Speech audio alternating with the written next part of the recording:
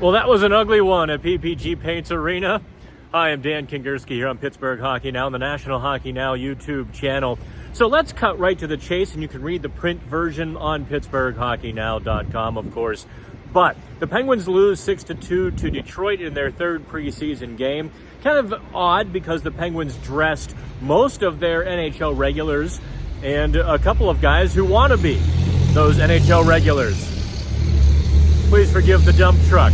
But Detroit had the better of play for most of the night. It was really kind of a special teams nightmare as well for the Penguins. So let's talk about what matters and what doesn't. It is just preseason. Let's not overreact. Let's not read too much into anything. Let's talk about, first of all, what does matter. What you saw on Tuesday night, Evgeny Malkin, strong on his skates, head up, looking for those passes, holding the puck.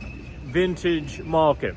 Now, things are a little sloppy with his new line mates, Jason Zucker and Brian Rust. They all had a few errant passes that went to the Red Wings, things that they probably won't be doing in November. That's to be expected. It's just September. So those things don't matter. What did matter was how quickly Malkin played, how strong he was on his skates, what he was able to do on his skates, those deft little stick handles right around the defender who thought they had a beat right on him, and Malkin just put that, those little flick of the wrist stick handles right around in full stride. Those are the things you want to see.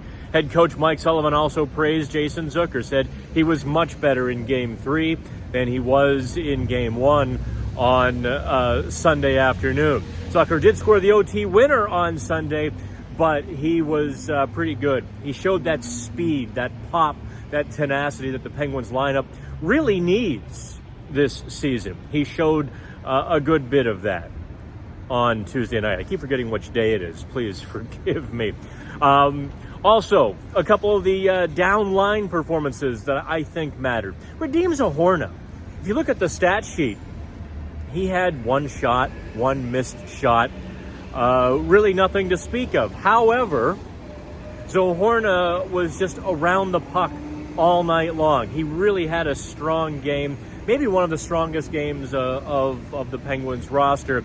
He just seemed to be a magnet for everything. It didn't result in any offense, or at least on the scoreboard, but it resulted in plenty of chances. He went to the wall, he went to the net, he played between the dots, and that's been a little bit of the knock on Zohorna, is playing between the dots and in the dirty areas. He did that on Tuesday night. I think that might earn him a couple more opportunities going forward. He's still a dark horse to win an NHL spot, but a game like that can earn you a couple of opportunities. One thing that doesn't matter, and we'll wrap it up on this, what doesn't matter is really the Penguins' penalty kill. Doesn't matter yet. Talked to Teddy Bluger, I talked to Drake Caggiula, both of those primary penalty killers on Tuesday night, and both said they haven't practiced it yet. They've watched some video, they've done, a little bit of talking about it, but they haven't spent any substantial time practicing the penalty kill. So with all those new faces, getting back into the swing of things, the scheme, updating players on the schemes, I want to say it's a problem, but for right now, you can kind of give the Penguins penalty kill a pass. They have allowed 6 power play goals and 8 opportunities. I don't think you can give them a pass much longer, but for at least right now, until they hit the ice, until they really start to practice it in earnest, they get a little bit of a pass. So that's it from PPG Paints Arena. I'm Dan Kingerski on Pittsburgh Hockey Now.